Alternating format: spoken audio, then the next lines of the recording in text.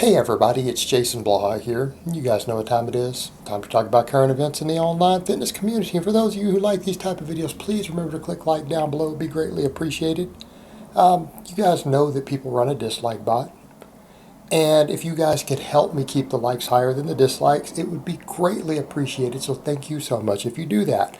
But I've been doing a new experiment lately, which is kind of a spin-off of the conjugate method I've been running the most of the year. That I've kind of wanted to toy with and I've thought about for a while, and I decided to go ahead and pull the trigger on it. It's getting a lot of questions. I did a video a few days back kind of addressing it, but I've had new people who've come in or regular people who've missed that. They're like, hey, what's going on? Essentially, I have taken my conjugate training and taken my 2 max effort days and I'm replicating them every day. I'm doing them every day. And I've created a random number generator, and I've adjusted my spreadsheet already once, where I've made a list of bench presses, a list of squats, a list of deadlifts, and I let a random number generator tell me which one I'm going to do that day. And yes, there are over 20 in each category.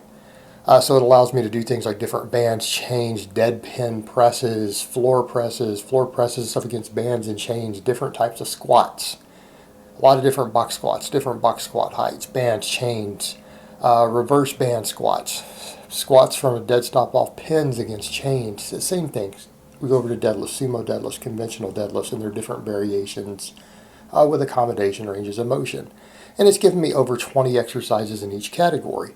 And what I do, I basically come in and I let it randomly pick it for me, and then I do very large amounts of 10 rep sets of assistance work and hypertrophy work afterwards every single day. Now, it's been an interesting experiment, and I know a few days ago I did run into some issues with some recovery, like signs of overtraining already that I pushed through. Now, I pushed through them by sleeping for 10 hours, making sure I got plenty of protein in, bunches of soft tissue work, light dynamic stretching, massagers, everything for my low back, my hamstrings, so that area was getting tight. I was getting low back cramping. And it was after hitting that 565 reverse band squat. So the idea behind this is multifold in nature. Number one, I'm following the true ideas of the max effort method and conjugate, in that we take non-classic lifts, we hit maxes over and over and over. And anyone who's familiar with what they do understands the concept. If you guys are familiar with like the Chaos and Pain guys, they have their own spin on this sort of idea.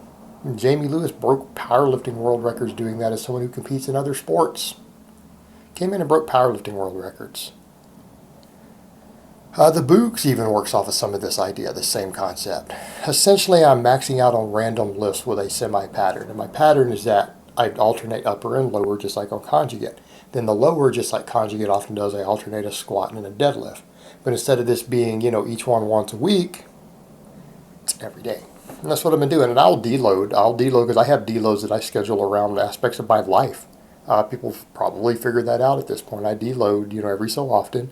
And you guys don't even see me engage you much, right? I don't record videos or anything during that time.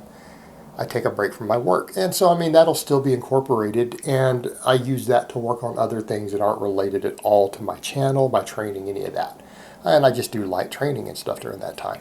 So, that'll be incorporated as normal, but I'm just going to push this out because I've been wanting to do this. I know I've had the ability to do this, and what is it that I've said in the past? Conjugate's the best way to train to build general athletes, that you can specialize in anything. The conjugate method, yes, it built 80 world record holding powerlifters, right? Even at Westside. Then tons of other guys, dozens of other powerlifting national and world record holders use this system. But the same thing has happened in other sports. It's built Super Bowl winners. It's built MMA fighters, boxers, baseball players, right? All these other athletes in these other sports have been built using the basic system. It turns you into a good, strong athlete. I use that system to develop a good strength base and speed base again, and conditioning and work capacity. And the conditioning and work capacity were part of it, guys. I did tons of Metcon work. I got into pretty good shape in terms of my strength conditioning. Not the best in the world, but got pretty good. That's allowing me to do a system like this now. So I've taken all that I've done and built that general strength and athletic base again. Got my box squat back up over 500. Then I deadlift back to 600, then flipped it over into this system. Now, it's been interesting, and the idea here is multifold in nature. Number one, we max out on different lifts. Why? People say you're not necessarily getting a big training effect from that. You're not, and that's why they can be random. Okay, that is what I've been trying to tell people. You don't have to squat, bench, and deadlift to build massively strong squat, benches, and deadlifts. You have to be good at maxing. You'd have to know basic form, and you need to maximize body composition. All the research shows that anyone who does not understand the overlap between body composition on your specific frame and your max big three, you're not looking at the research. Pretty overwhelming. It's overwhelming. It's not even really a point of contention at this point. If you get good at maxing, you're going to be good at maxing. Okay? If you max out regularly, you're going to get strong at 1 rep maxes. Your muscle mass is going to determine how strong you are at them. Because all the other factors are genetic. You can't change the other factors. Those are the only 2 things that you can change that affect your maxes. Because you can't pick your parents. You can't change your bone structures. You can't change your muscle fiber distribution or your insertion points or your arm or leg lengths. You can't do that. You can change your muscle tissue. You can change your coordination of how hard you can push and pull against heavy weights. Because technique matters very little on those 3 lifts. It matters, but it's really the smallest. It is the tiniest component of those. You can basically potato flop your way to a big max and a big total. And plenty of guys have done it. So we max out. And by picking random lifts and not hitting lifts that I have an emotional attachment to, the squat, bench, and deadlift, guess what? I don't have to stress them. I just come in and max out. The thing is when it's random, because that's exactly what some of these guys do. Louis Simmons is known for randomly handing guys lifts or what they're going to max on that day. They don't even find out till they get there, and he changes it on them. Even if they think they're maxing on something, he'll change it. And a lot of these coaches find that if guys know what they're going to max on, it can cause anxiety. I have no anxiety. All I know is I know that my next max lift is going to be a deadlift. That's all I know. I don't know which 20-something it's going to be on the chart. I don't know if it's going to be a conventional, a sumo, bands, chains, deficit. I don't know. When it picks it, I'll find out. And in fact, I will probably load the first plate on the bar and roll it on the platform before I even pick the lift. I just know it'll be fun. I'm going to do something new, and it's exciting. It's random. It's more exciting. It's like, oh man, I wonder what I'm going to get tomorrow. It's calm, and you just get used to maxing out. The other side, you don't burn out the same way. If you're hitting the same lifts over and over, you tend to burn out more on those lifts. When you miss a lift, you start getting weaker when you miss the same lift several times. Not quite the same with these. And since I'm always in a slightly fatigued state anyways, it may not be my true max, but it's close enough. It's close enough to give the effect of straining maximally against a weight that's above 90%. And that's what you want from it. You get good at it. Now, the other side of it, we get less overuse injuries because the angle changes every time.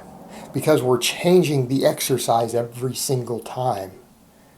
Much, much, much lower chance of overuse injuries, which are already very low on maxing out, by the way. This takes it to nearly 0. Okay? Low chance of overuse injuries. Also lower chance of overtraining. And people miss that point. Like, how can you max every day? Well, because number one, you're already in a fatigue state. It's a slightly detrained movement pattern because you don't practice it all the time. It's a movement pattern you're only semi-proficient at because it's a variation. Okay? You get less of that fatigue. Less of that fatigue. And we don't get the staleness that comes from missing the same lift several times in a row. Because that beats you up neurologically. That goes away. We don't deal with the anxiety of worried about that lift that you're attached to. Because it's just a random lift. It doesn't matter. You just come in and lift as heavy as you can. It doesn't matter. There's no emotional attachment to it. No one has an emotional attachment to their sumo deadlift against 120 pounds of bands. Right? I don't. But you don't either. Care about your conventional off the floor, though. Therein lies the difference. We don't deal with any of those psychological factors. Number two, it lets you determine every weak point you have. If you have 40 or 50 different exercises you have to max on, you start seeing all the weak points because your weak point on a sumo is different than your weak point on a conventional. Your weak point on a supplemental lift is different from your weak point on a main lift. And what is it that we say? If you get good in an assistance movement, your main lift goes up. Well, these are all assistance movements. What happens? You find your weak links on them. You hypertrophy the weak links. A bigger muscle is a stronger muscle. So as we do all these lifts, you start to identify your weaknesses. You can see it in your technique. You can see it and feel it where it hurts. When you hit a heavy 1 rep max, that last rep you do, whether it's a missed lift or a grinder, you always hurt somewhere a little bit. When you rack it or you finish or you get stapled, one muscle hurts.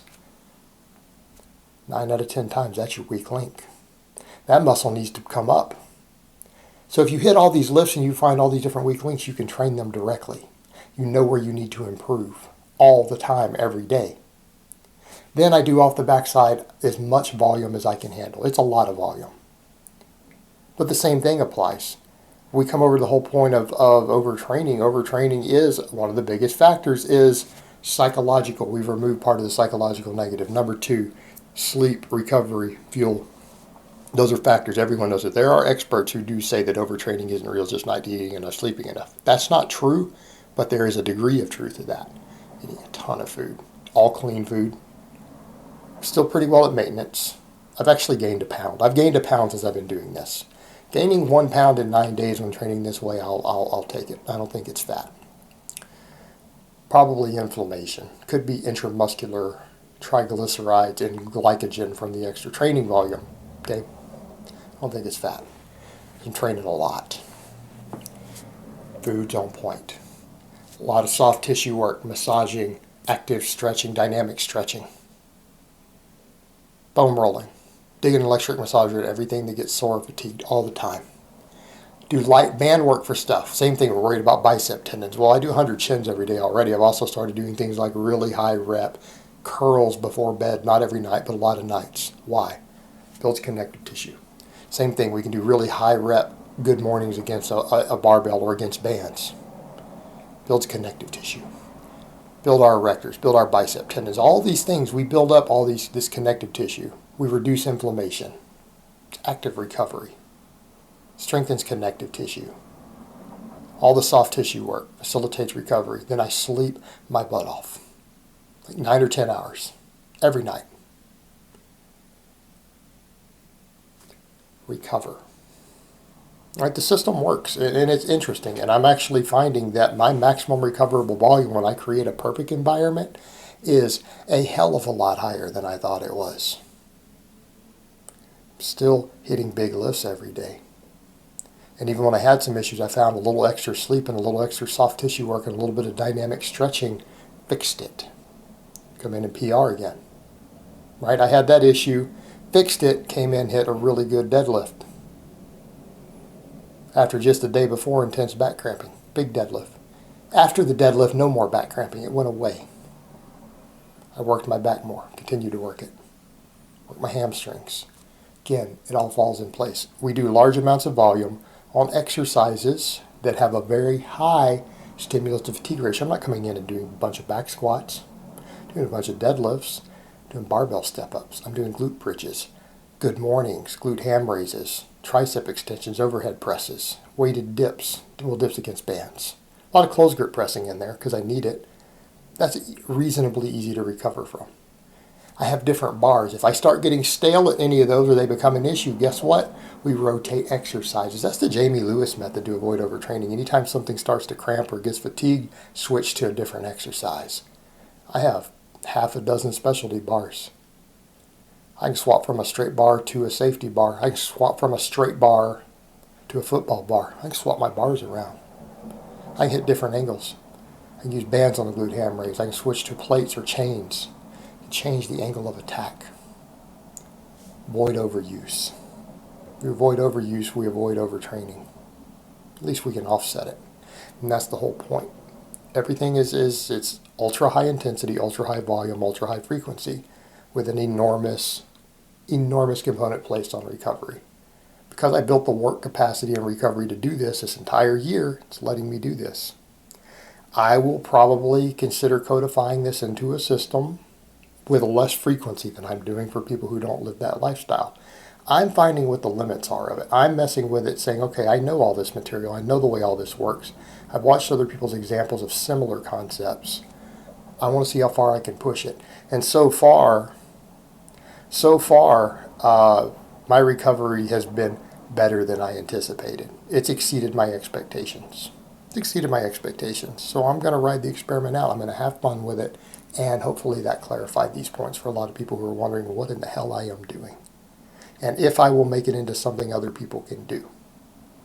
But a lot of people could start experimenting with it now. You guys watch my daily vlogs. I talk about it every single day. Get an idea of how it works. Scale it to the frequency that you could handle. This will probably be for a lot of you guys 4 days a week. All right, guys. Well, that's really all I have to say on that today. I hope it's been informative, and I will talk to you guys next time.